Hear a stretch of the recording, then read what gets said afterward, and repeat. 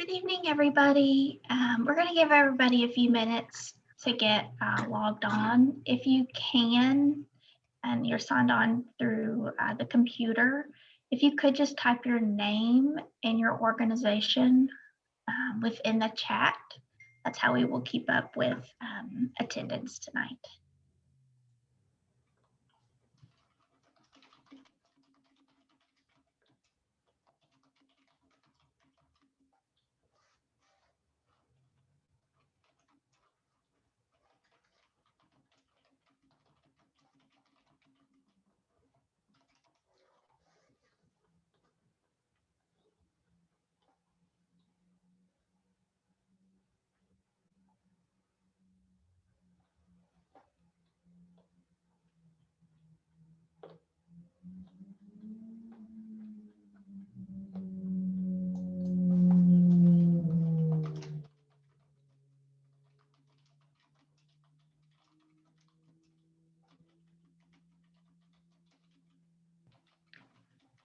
And once again, we're just going to give everybody a few more minutes to sign on.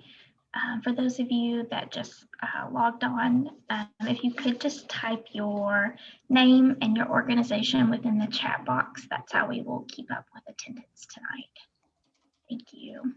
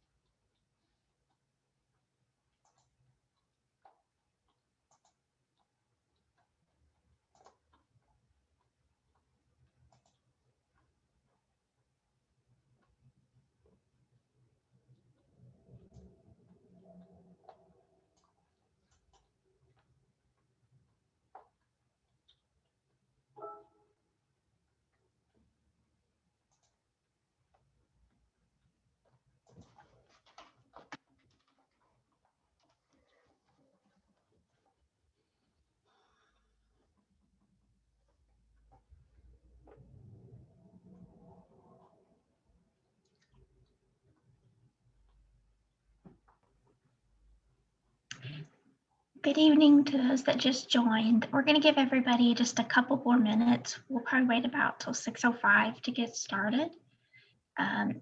If you could just type your name and your organization, or if you're a community member, in the chat box, that's how we'll keep up with attendance tonight. Thank you.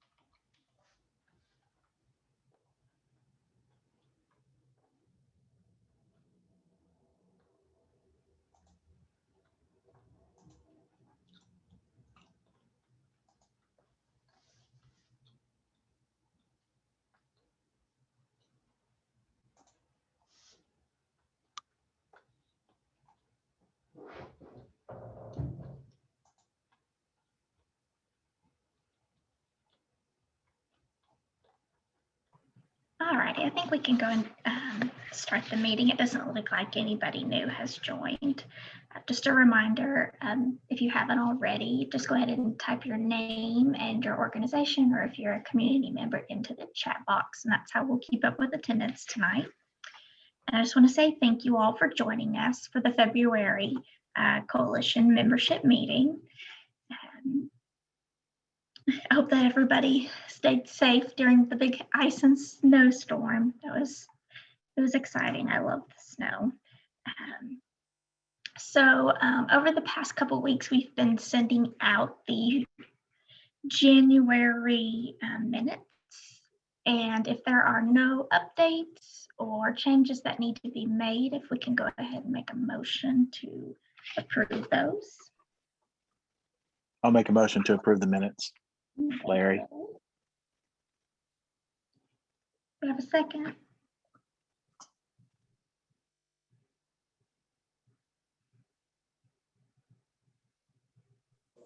I'll second it. Thank you. All in favor? Aye. Perfect. All righty. Next on the agenda is just an update on financials from Larry, our treasurer. If you'd like to go ahead. Yeah, thanks everybody. Hey, so I'll be quick. Currently our balance in our checking account is $14,576.72, but we have checks going out, so that balance will change, but that's what it is today.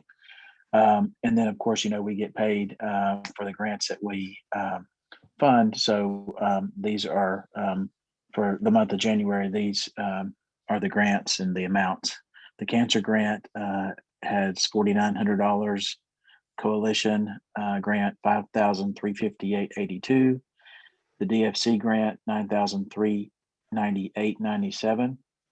The SOR grant $10,816.38, and the TADEC grant $2,551.08. And that's it.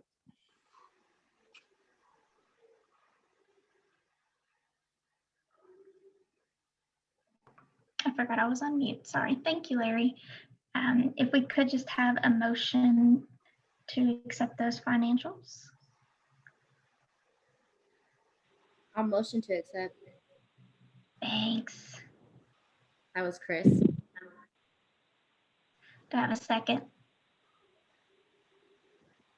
I'll second it. Thanks, Candace. Well, everybody's so quiet tonight. And just all in favor, you can just do hands or a thumbs up. Thank you. Alrighty, so we will go on into our big part of our agenda tonight. So we have Wendy Ellmo with Brain Links. She's our speaker tonight, and she is a speech pathologist, speech language pathologist, and a brain injury specialist for Brain Links. She is a board certified in neurologic communication disorders and was the Clinical Service Supervisor for JFK's Johnson Center for Head Injuries, Cognitive Rehabilitation Department, where she worked with people with brain injuries for 20 years. Part of a national group that developed practice guidelines for TBI and stroke. Wendy also authored a book of group treatment activities and an assessment battery for mild and moderate TBI.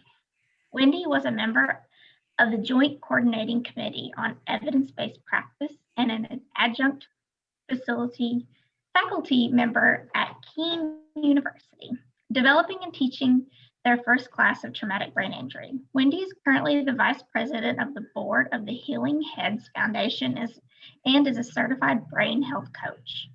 She has served in many leadership roles, including President of the NJ Speech Language Hearing Association, and ultimately received their Honors of Association Award for her distinguished service. And I will go ahead and let Wendy take it away. You should have capabilities to share your screen. Thank you, Ashley. Awesome. Thank you. How's that? Can you see my screen? We can see it.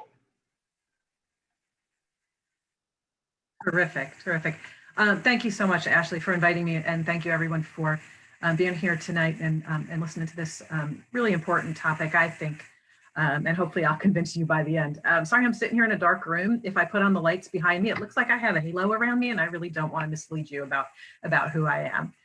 I'm part of BrainLinks, and we are a grant-funded program. We're funded at the federal level by the ACL and at the state level by the Tennessee Department of Health, their traumatic brain injury program, which Ashley is the head of.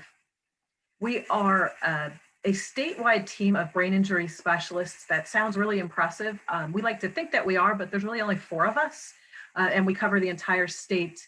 And it's our job to give people who work with people with traumatic brain injuries everything that they need to do that job better, and everything that we provide is for free. So it's training and resources and handouts, educational materials, and we help people to return to help other people to return to school and work. We have toolkits for healthcare providers and school nurses, and we have a YouTube training channel with playlists for all different types of groups. About who we are. So what we're going to talk about tonight is I'm going to give you an overview of traumatic brain injury and concussion, including a new model of concussion, because there's so much that has really come out about concussion recently and in the last few years that it's really different than a lot of us think that it is, especially what we thought of it as we were growing up. It's very different. We'll then talk about traumatic brain injury and substance use. We'll talk about ACEs, adverse childhood experiences, and I'll tell you how that fits in here. And then I'll give you some tools and suggestions of ways to help. So a traumatic brain injury is a caused by a bump, blow, or jolt to the head or body.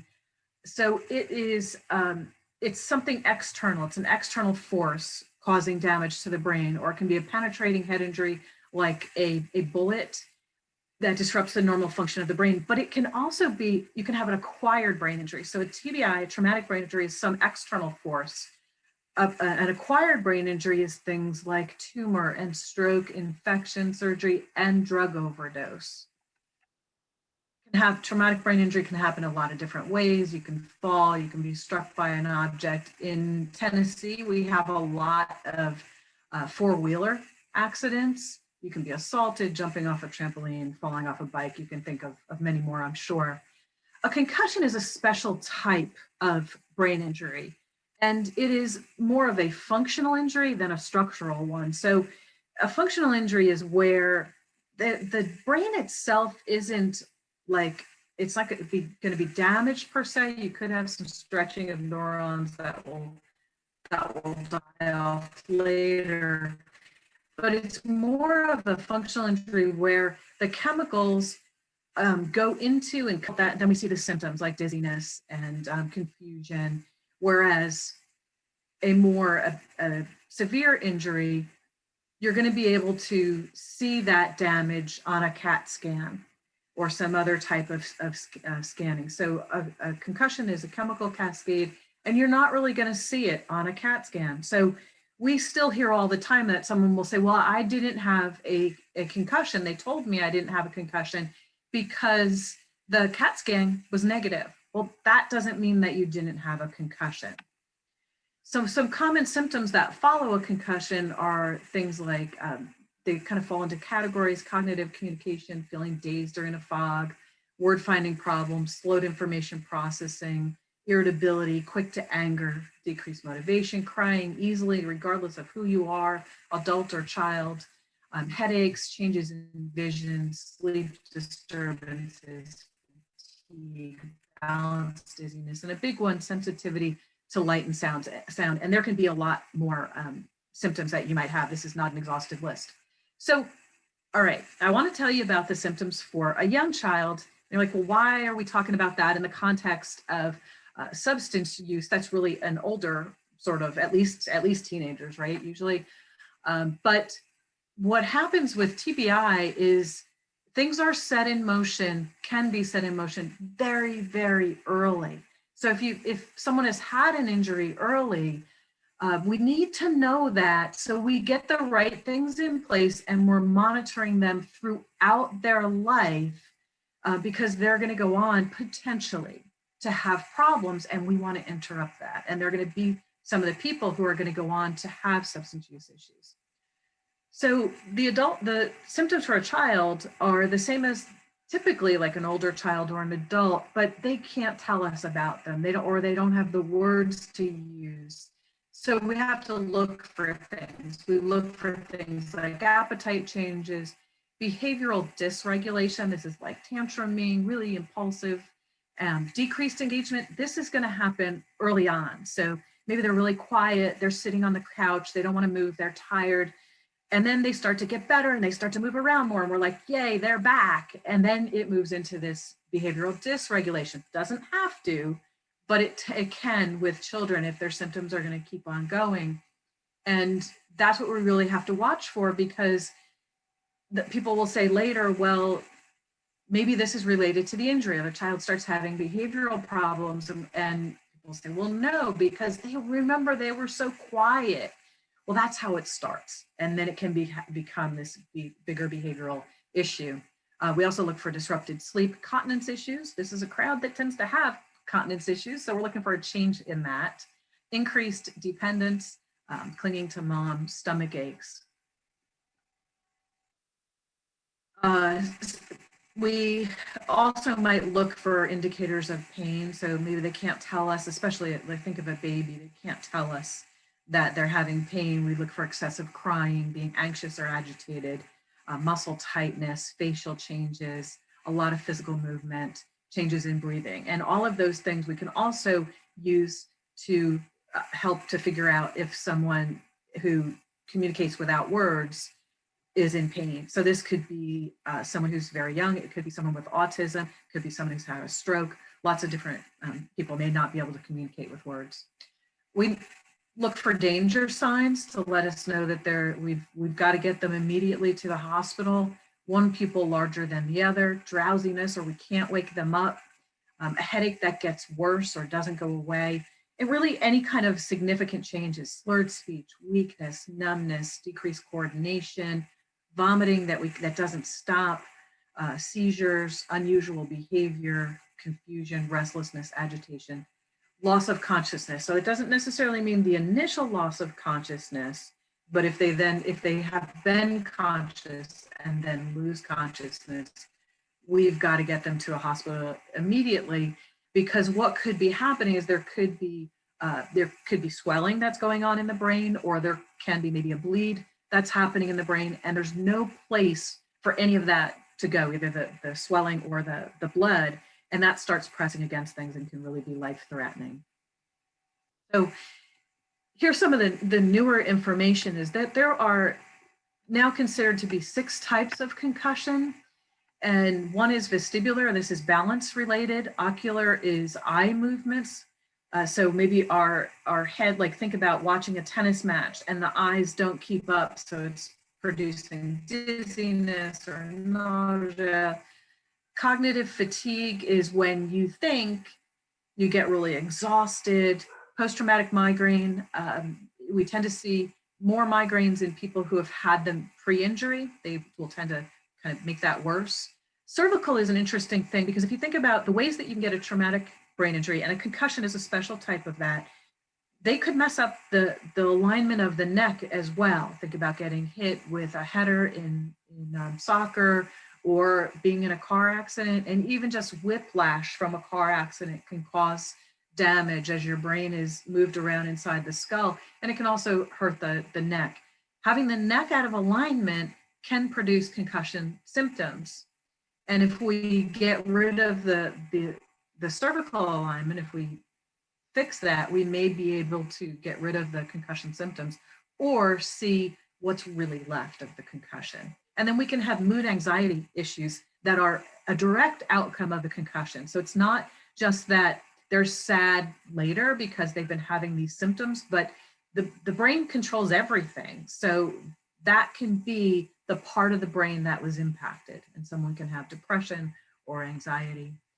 The thing that is, it's really important to understand what kind of a concussion someone has, because there are now evidence-based treatments that can help each type of concussion. So if you think back a few years, or if you talk to anyone who had a concussion when they were a child, if they're an adult now and they were a child, you might have heard them say, oh, you know, I just slept it off. Or Dale Earnhardt Jr., the NASCAR racer, says he was just taught, put a washcloth on it. Other people were just saying, you know, just move on because it's going to get better. Not always the case. Symptoms can last, and we want to make sure that if they don't go away, we get treatment for it. And I want to show you this. This is a concussion management protocol that we developed based on what we see in the literature as problems. And this is for primary care providers. However, we show it to everyone, because if you go to the doctor and they're not aware of this information, we want you to be aware of it. So it gives them some things to look at that very first visit. We want them to be giving educational material that first visit, because we know that if someone has information right up front, they will do better. It's kind of like, you know, when something just starts, there's something wrong and you don't know what it is, you tend to focus on it and you dwell on it. But if you know what it is, you can kind of move on and keep on going. At 4 weeks, most people will see all of their symptoms cleared. Could happen after a couple of days. It could happen after a week, but most people will see most symptoms clear by 4 weeks. So if symptoms haven't cleared by 4 weeks, it's time to go and get help with a symptom-specific provider. Now you can go earlier. Let's say you have a terrible, remember that ocular motor thing that I talked about? Let's say that can really be disturbing. You can go earlier, but you want to make sure that if it hasn't cleared by 4 weeks, you want to go then. And then you want to be checking in, the doctor should be checking in at every yearly checkup, or every time really that they see you, because, or let's think about a child's here, because sometimes, again, we don't link it back to the injury, but over time we can go, you know what, it is kind of, all these changes have happened since that time. So we always want to be thinking about it. 68 Tennesseans experience a traumatic brain injury each day. By the end of a year, that is standing room only at the Bridgestone Arena where the Predators play. So a lot of people. We've got to be monitoring people ongoing, because all ages are more likely to have another injury, to become obese, to be incarcerated, to abuse substances, to become depressed and socially isolated. And that's just the beginning of the list. So we've got to be watching everybody. At the older teens are going to have higher levels of anxiety and depression and ADD, more likely to attempt suicide and abuse alcohol and drugs. People with traumatic brain injury, 80 to 80% of them are discharged from healthcare facilities with a prescription for opioids. Hopefully we'll see that change. They have a greater risk of opioid misuse and death due to overdose. And then 10 to 20% will develop substance abuse problems within the first year, but then others will go on after that to have a substance abuse issue. If we look at just the people who have a substance use problem, as high as 50% have had a TBI, right? So it kind of goes both ways. So this was interesting. This is from a task force report in November of last year, so not too long ago, mental health interagency, and it says it's based on New Hampshire, this part of it. The opioid crisis has led to a second silent epidemic of brain injuries nationwide. So brain injury is considered a silent epidemic because once the physical injuries heal, you can't really see what's going on inside the brain and what's causing things. So it's called a silent epidemic. what they're saying is the opioid crisis has led to a second silent epidemic related to brain injury. For every overdose death, there are approximately 50 overdose survivors, 90% of whom become impaired because of insufficient oxygen to the brain. So they've sustained brain injury. Brain injury is a little known offshoot of New Hampshire's drug crisis, but the connection between drug overdose and brain injury is real, and that's nationwide. I wanted to put this up here because it's the relationship between TBI and substance abuse is really complex, and it goes in both directions. If you abuse substances, you're more likely to have a traumatic brain injury. If you have a traumatic brain injury, you're more likely to abuse substances. 25% of people entering brain injury rehabilitation are there as a result of drugs and alcohol. I remember when I was working, I don't know why this sticks out, but when I was working in the rehab center, I saw a number of roofers, and every single one of they had fallen off the roof, and every single one of them had something in their system at the time that they had fallen. And there were obviously many other people that we saw who were on drugs or alcohol at the time of their injury. And your brain doesn't heal as well when it is impaired. So it's kind of a double whammy. And then approximately half of the people receiving substance abuse treatment have at least one brain injury. So they're really connected. So just to make it more complicated, all of these things are interconnected. So the dark blue circles are where I know of research. We always talk about in research in our trainings is where I know of a connection between TBI or opioids and substance use disorder and those things. They are related to both of those things. In obesity is really more related to TBI, and young children more related to TBI. More young children are likely to have a TBI. But so I kind of imagine in a perfect world, getting people across the state from each of these areas to sit at the same table and discuss what is important for the others to know about theirs, kind of a little bit like we're doing here on a smaller scale. But like, for example, the domestic violence folks, there's probably things about the people that they work with that I would need to know as a traumatic brain injury person, about how do I best communicate, what are they gonna most need from me? And then I need the people who work in the domestic violence area to know, to be screening for a traumatic brain injury. And if someone has a traumatic brain injury, that's going to change the way you communicate with them. You're going to see things like memory issues and not showing up for appointments and on and on and on. So it would just be an amazing thing if we could get all of these people sharing what was important about their field for other people in the room to know. Within 5 years post-injury, nearly a third are going to have some involvement with the criminal justice system, just to give you another example of the interconnectedness between some of these things. And of those in the juvenile justice system, 41% have had a TBI. When we were sitting across the table from people with in the juvenile justice system, I said that and they said yes, and they're going to go on and have even more. That number is going to go up. And then in the adult justice system, 50 to 80% have had a TBI. So we've really got to start looking at this. So when we go out and talk to people, or now when we sit here in our homes and talk to people, at the end, we usually have, it's usually a mom that comes up to us and said, "You've been talking about my child." And here's an example of, this is kind of, it's not, everything has been kind of changed, tweaked just a bit, but the stories are very similar. So here's Nathan. He was at 10 months old. He fell down a flight of stairs. He was crying, no loss of consciousness, seen at the hospital. They said no concussion. They might have in other cases said, yes, there was a concussion.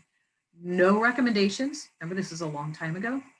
Bruising around his right eye for weeks. So we know he had a significant blow to the right side of the head.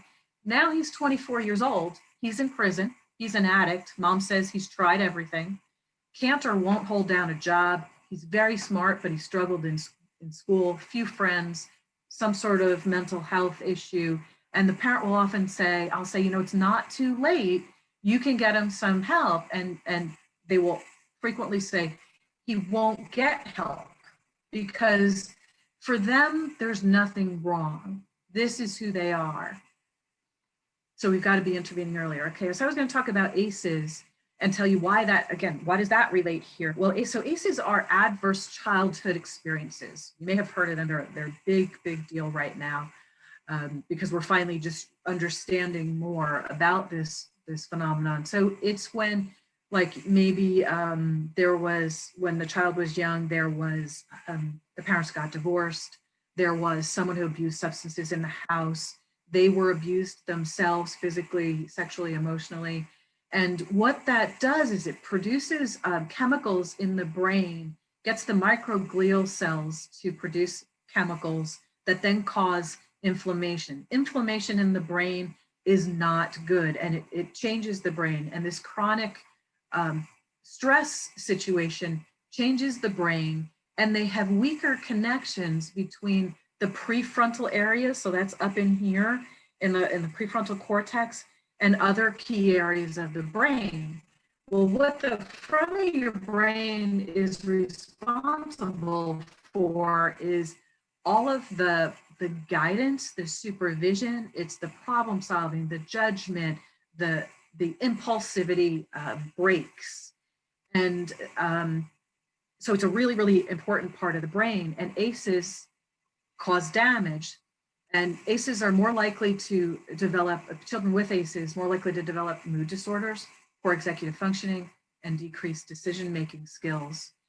So ACEs are a form of brain damage. They are producing a type of brain damage.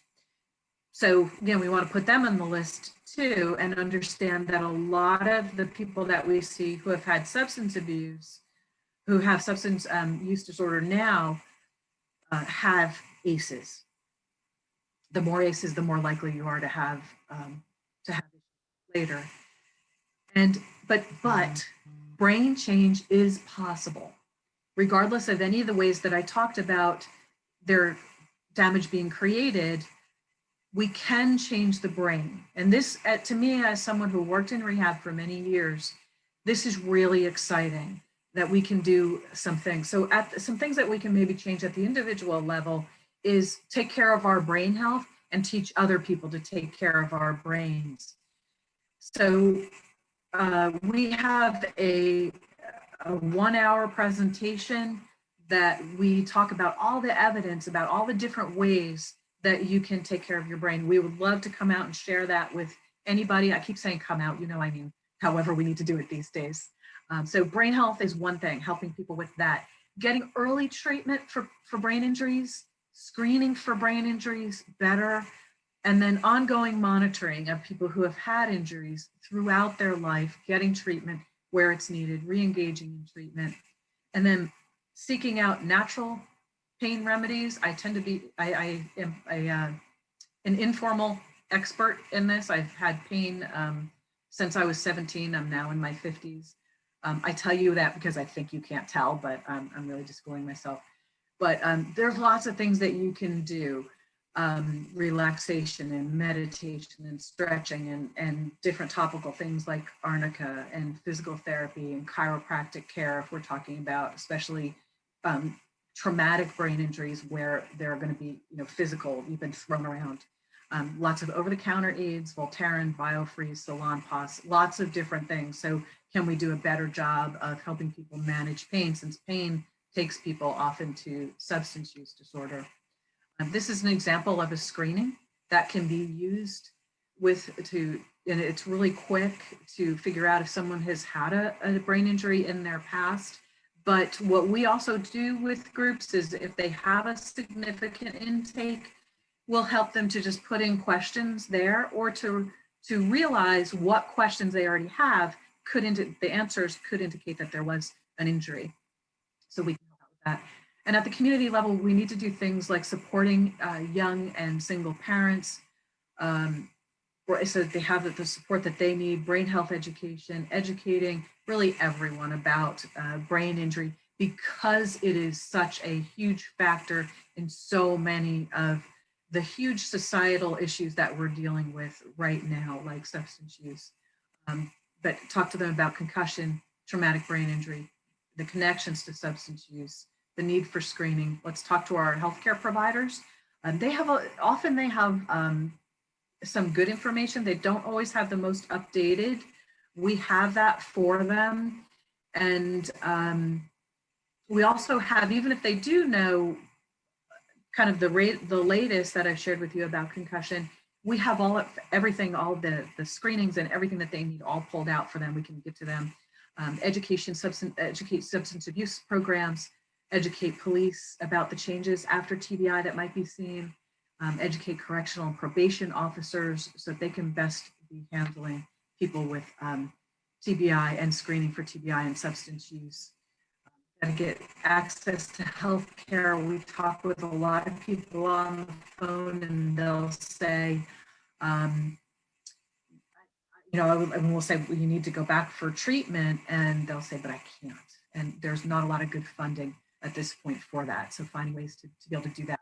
Maybe we can set up, you're working in a smaller local area. Can you work with some of the practitioners in your area to see if they can do a sliding scale or something? Access to affordable childcare and pre-K, so again, to reduce some of the stressors. Tennessee Safe Stars program for community and sports, school sports. So this is a program that these community and school sports can go through to ensure that they know that the best safety practices, and TBI is a part of that. Concussion diagnosis is a part of that. Helping caregivers support, bringing churches and other organizations together to help, which I'm sure that's a part of what you do. And then engage us with your community to teach about traumatic brain injury, to teach about brain health, help us to find ways in different groups that would be open to us engaging with them and talking with them, giving them some education. So some tools. These are our signs and symptoms tools, and they come in Spanish as well. The top one is for the very young, and it incorporates those symptoms and signs that we talked about earlier. The one on the bottom left is for school-age children. The middle is for people who communicate without words. So how can we get them into the hands of caregivers?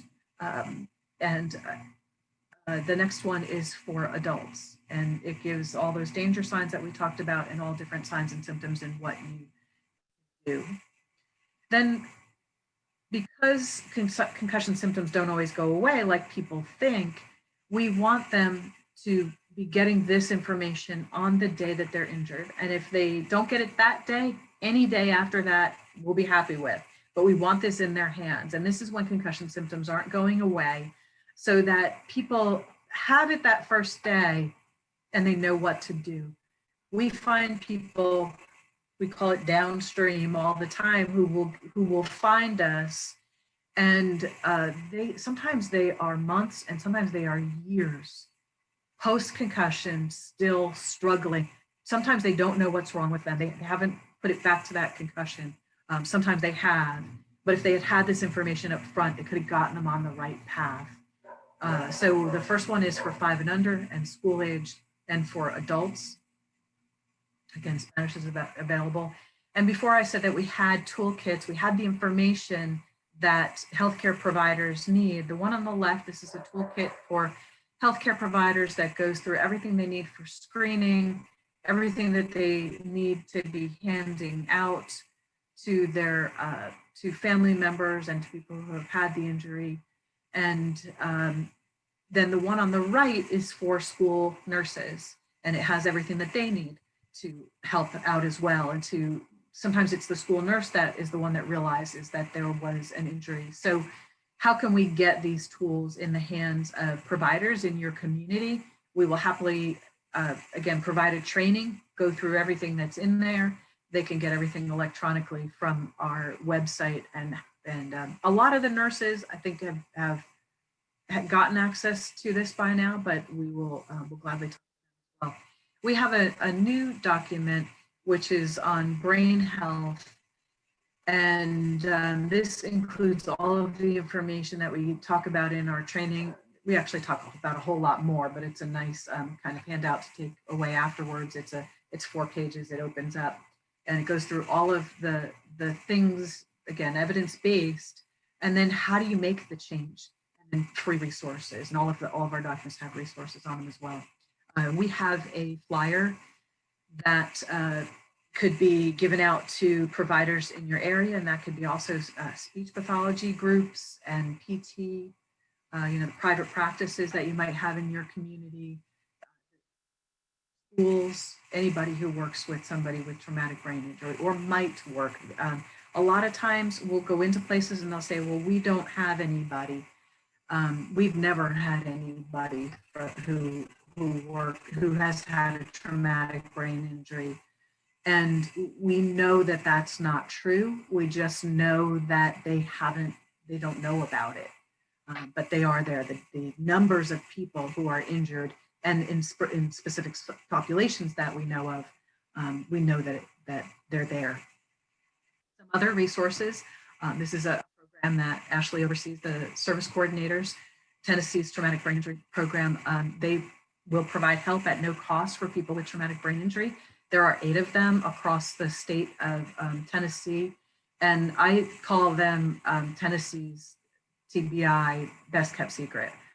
So we try to spread the word wherever we can. They're just amazing. They are leading virtual support groups right now for adults and probably late teens, and they have been incredibly successful. It was the kind of thing where they say, we should have started this years ago, but we weren't ready for it years ago. People would not have, I think, signed on in the way that they are today. So they've just been really great. And then there's also the Tennessee TBI Family Support Program. This provides $2,000 worth of support that can be given out and attributed to different things like respite care or like rehab, I believe. Lots of different things. It's pretty flexible. The problem is that there's not a lot of money in it. So we want people to get on the waiting list for it, even if the money's gone, to help demonstrate the need for it. And then the Healing Heads Foundation. This was when Ashley read my bio. I'm the vice president of the board of the Healing Heads Foundation. For a very small nonprofit for people in Middle Tennessee who need more rehab. So they've run out of money, insurance money for PTOT and speech, and the provider has to say that they can still benefit from rehab, and we will match grants match funds, up to $3,000. So they have to provide the other half, and you can find out more information at healingheadstn.org. And if you would, I believe Paula Denzelo, our program director, is on the call, and she's going to put a link to a survey in the chat. If you wouldn't mind taking that either now or copying it out of there and taking it afterwards, I would really, really appreciate it. That helps us to improve as we go, and it also helps us with our grant. We have to report back on how we're doing. And this is our team. We have Carrie in the west, Paula and I in middle, and then Jennifer in the east. And I would love to answer any questions that you might have. I know you were real quiet. I would also love to hear, if you don't have any questions, I would love to hear how you think any of this relates to what you do, or any ways that you can see that we can help out better in Cheatham County.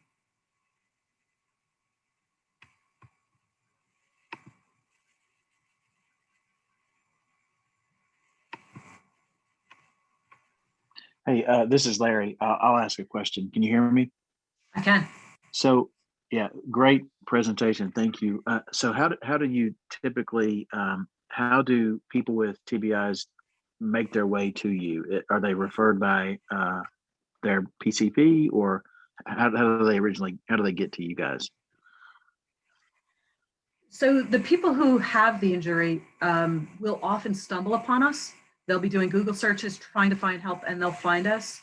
Sometimes they're referred by a provider, but really they want the service coordinator. We will never turn down the phone call, because at the very least, we can refer them to their service coordinator. What will more likely happen is that the, like, let's say Vanderbilt Rehab will call us and they'll say, I've got a patient and they're going back to school or they're going back to work. Can you go in and can you educate? Can you give them, or we have a provider out in the community. We have a speech pathologist who doesn't have a lot of knowledge about brain injury, but we have nowhere else to refer to. Can you give them the information that they need? And we'll make sure that they have what they need. But usually people will stumble on us. Thank you. And then on the back end of that, hi, it's Ashley. Persons with brain injury who are admitted to the hospital, or the hospital just so happens to report ER data. So with the TBI program, it is legislatively mandated that all hospitals report any persons with brain injury that are admitted to the hospital, but not in the emergency department. But thankfully, some of the hospitals do report that. So that information is actually sent to the Department of Health. And then those individuals who are admitted, or we happen to have their ER information, they are sent a registry letter that provides them with lots of different types of resources, such as brain links and the service coordination program. So that's another way that people are finding brain links. Thanks, Ashley.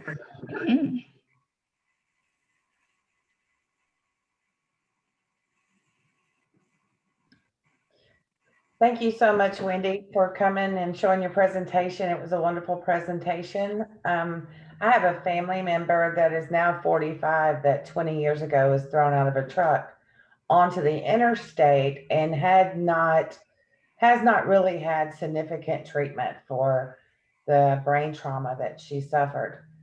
She reverted back to a toddler at her age for about 6 months. And then everybody just kind of let it go when she came back. But as an adult, she can't really function now, mental health wise, because of the brain injury. But I appreciate your information, and I'm going to pass it on to her and see if she could possibly get some help. So thank you very much. You're welcome. And if there is, we are very fortunate in the Middle Region to have some good brain injury programs and some good knowledgeable people. So it's, like I said, it's never too late to get treatment, because if you can understand the cognitive part about it, so what maybe is contributing to the mental health, and help them to develop some strategies around it, that she can help manage. I'm not sure what directly the mental health issue is, but there are ways to help that. The brain health also can help. If you take a look at everything that is on that handout, or anything that's on I listed on the sheet, if we can get a handle on those things, eating well, getting enough sleep. And it's harder when someone's had an injury because they don't have that, sometimes the motivation, the organization, the decision making in order to do all the right things. But if they can, you can begin to see some changes in the brain, that where now your brain is better able to flood itself with good chemicals and not bad chemicals. So if you have something like depression or anxiety that's going on and on and on, it's just firing with kind of chemicals we don't want in there. We want it firing with gratitude and happiness, and so you can better get some control over some of that. Well, thank you so much. Thank you.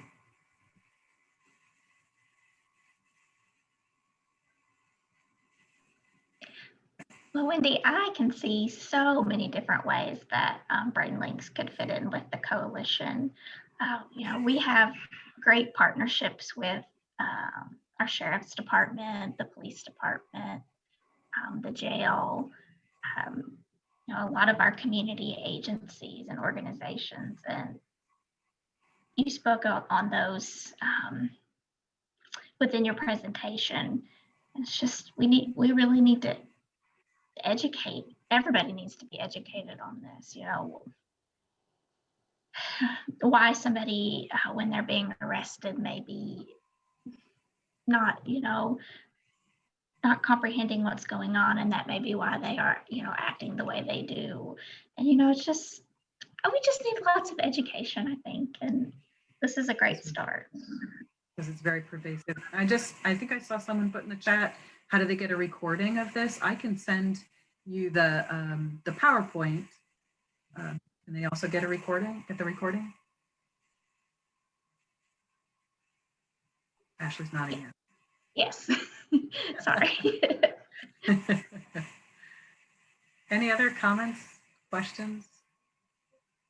If not, just feel free to follow up with me if you have any thoughts or questions afterwards. That was me, Rosemary, that asked about getting a recording of this. I have a daughter who is a nurse. She's a registered nurse at a youth behavioral facility. And she wasn't able to come and join me tonight to listen, but I would love to be able to just have her see this recording if that's possible. So is there a specific place I need to go, or can that be sent to me? You are recording this, right, Ashley? Yes. Or somebody? Yeah, when we send out the minutes, we'll be sure to send out a link to the recording. Oh, that'd be great. Okay, I would love for her to be able to see it. I feel like that she may know a lot of these things. I don't know, it's right here in Middle Tennessee, but I'm not exactly sure. And I just feel like that with all of the issues that the patients have at this facility, there's possibility that this could really play right into explaining a lot of it. Thank you. It was wonderful. I really appreciate the presentation. Absolutely. Thank you. Thank you. And please tell her to not hesitate to call me, because this is what we do. We educate people like her about it. And it can help, I think, about her population, but lots of others, to understand that it's the brain. It's not necessarily, if someone's had a traumatic brain injury, it's not like they're trying to be bad or disrespectful or any, of course they can be trying, but it can be that they're trying and they can't help it. And that is a lot of the problem. She doesn't go into detail about who or what, but so many of there are about 100 patients at this facility. It's called Oak Plains Academy, but it's all for youth who have, a lot of them have mental issues, emotional issues. A lot of them, if I were a school teacher, I'd say they were misbehaving, but they have to put them in holds. They have to do so many things with them. And as I was listening to everything you were saying, it just sort of became clearer to me that many of them may have, well, I know for sure, just a lot of them are placed there through social services and so forth, but they've been through all kinds of issues in their growing up years. Maybe not necessarily a brain injury, but certainly a lot of these other kinds of things that affect the brain. Right. And so I think she would be really interested in seeing this. I really appreciate it. Sure, absolutely. And just one more note, we all need to be, all of us, everyone needs to be doing everything to be taking care of our brains, because the Alzheimer's is it's just exploding. And we've got to get a better handle on diet and exercise and all of that as a society. Do you work with Alzheimer's as well? We have, yes. We've done a lot of training for them. Oh, that's good. Mm-hmm. Yeah. I'm 74, soon to be 75, and that's one of the things that sort of worries me. Not any one of us knows how life's going to be for us as we even get older and older. Fortunately, my family has always had historically good mental health, but those around me, some have not. And so, I have said, I think I have been a caregiver. My mother had a stroke and we cared for her in our home for over 5 years. And it was a blessing to be able to do that. But I think it would be really difficult to care for an Alzheimer's patient. But I would want to do it, but I know that it's got to be hard. So if there's anything to be done to help prevent it or to delay it, I think that would be beneficial. Yes. It is understood now to be preventable and through dietary and lifestyle changes. And that's not what we thought initially, that it was genetic and that was the be all end all. And, you were either going to get it or you weren't. And now we understand that there's so much that we can do to prevent it. So that's my plug for happily coming back and doing a brain health. That's good to hear. I'm going to go get on my treadmill right now. Good. Oh.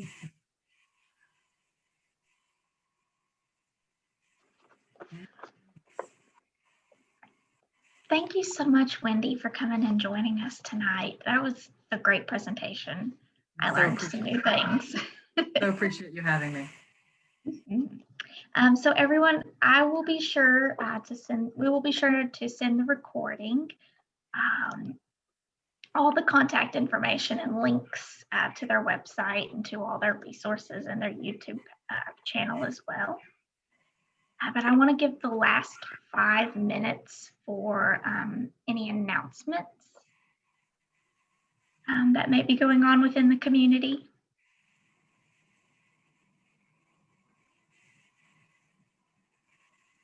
Hey, Ashley, it's Larry Roberts. Just want to say that Chris Wright spoke to our local Kiwanis Club 2 weeks ago about the coalition, and she did a fabulous job, very informative. So just wanted to give a shout out to Chris for doing such a great job. Thank you. Thank you, Larry. Thank you, Chris. Thank you. So I have an announcement about the coalition. This week we're participating in Quit Week to spread awareness for tobacco use and promoting quitting. And on Friday, we're having a drive-up event at the Cheatham Coalition from 10 a.m. to 2 p.m. And we'll have all kinds of information and goodies to hand out and some activities with prizes. And for anyone who wants to quit tobacco by throwing it away with us, we'll be handing out quit kits. Awesome, thank you. Ashley, I have an announcement. I don't know how many people here are interested in genealogy and family history. I do volunteer for the Cheatham County Historical and Genealogical Association. So I'm really interested in that. But there is this year, for the first time ever, Roots Tech, which is the largest international convention for people who are interested in this topic, is being offered at no cost through a situation similar to this. It'll be virtual. It is this coming weekend. So if anyone would like to register for that, you can go to familysearch.org, or you could possibly just Google in. I got a notice, so that's how I registered, but you might be able just to Google Roots Tech, and it would probably bring up a link for you to register. So there will be about 4 days. I think it's Thursday, Friday, Saturday. I'm not sure if it goes into Sunday or not, but there will be sessions that will be done, and people all over the world are actually going to be involved in it this year. So a lot of people go to this convention every year, but since it's going to be virtual this year, I believe I read a notice today that said that right now there are over 320,000 people that are already registered for it. So we just like to bring it to your attention if you're interested, if that's something anyone's personally interested in. Thank you. Thank you so much. Wow, that's a lot of people. So it looks like we have a couple that are now. Oh, go ahead. Hey, Rebecca, go ahead. Oh, hi. Rebecca Seelove here. I just wanted to let people know that the Coalition's Cancer Survivors Alliance will be hosting another town hall. We had one in December that is recorded and is on our webpage, and we're hosting another one on March the 18th. It'll be at 7 p.m. And anybody's welcome to check the Zoom link out. This is the Alliance is the coalition's program to reach cancer survivors and caregivers in Cheatham County and to provide information, and very important, to collect information. We have a survey that we're hoping to spread widely and get people to help us identify ways that we could be more supportive. And I just read one of our featured speakers' planned talk. It is delightful. And so we plan, like we did last time, to have at least 3 survivors who'll tell a short version of their personal journey. And then we'll also have Liz Winkler, who is an advanced practice nurse from the Vanderbilt Survivorship Clinic. So March 18th, 7 p.m. Awesome, thank you. It looks like there are a couple other announcements on the agenda. There is the Narcan training and kits are available online at tnsavealife.org. There's a bakeware giveaway and community resource day. It's going to be March 11th. And then the Walk Across Tennessee is going to be April 10th through May 29th. And I believe you can reach out to Anita with the Extension Office or Ashley Kleinert with the Health Department. Any other announcements? Yes, Ashley, this is Susan Cope with the Tennessee Commission on Children and Youth. It's good to be with you all today, and really was a good presentation that Wendy gave us today. I was glad I could hear that. Just wanted to let everyone know about Children's Advocacy Days. They will be March the 9th through the 12th. It is virtual for 4 days. You only have to register once, and you'll be registered for all 4 days. It will be from 9 a.m. to noon on those days. And I sent a link in response to the invitation I got tonight. So I don't know who that came to, but the link is attached to that. And I also sent links for the Kids Count data information that came out in January, and also sent you the Cheatham County breakdown on those that data. And if you have any questions about that, please reach out to me and I will either answer your question or find the answer to your question. Thank you all very much. Thank you, Susan. It's good to see you. I believe that last call for announcements. Alrighty, so just be on the lookout for a link to complete the February Coalition membership meeting evaluation. Just try to be sure to fill that out once you see that. That kind of just helps the coalition staff and the steering board kind of better use your time during these hours. So give us any feedback, suggestions that you have. That's very helpful. If there are no other updates or announcements, our next meeting will be March 22nd. And I think we can go ahead and adjourn. Thank you all. Bye, Wendy. Thank you. It was a great presentation. Bye, Paula. Bye, everybody. Bye, thanks. Thanks, Larry. Bye. Thanks so much, Ashley. Hey, Paula. Hi. It was wonderful. Thank you for having Wendy speak on this tonight. Of course. I'm sure I'll email you tomorrow. Okay. Have a great night, everyone. You too. Bye. Bye.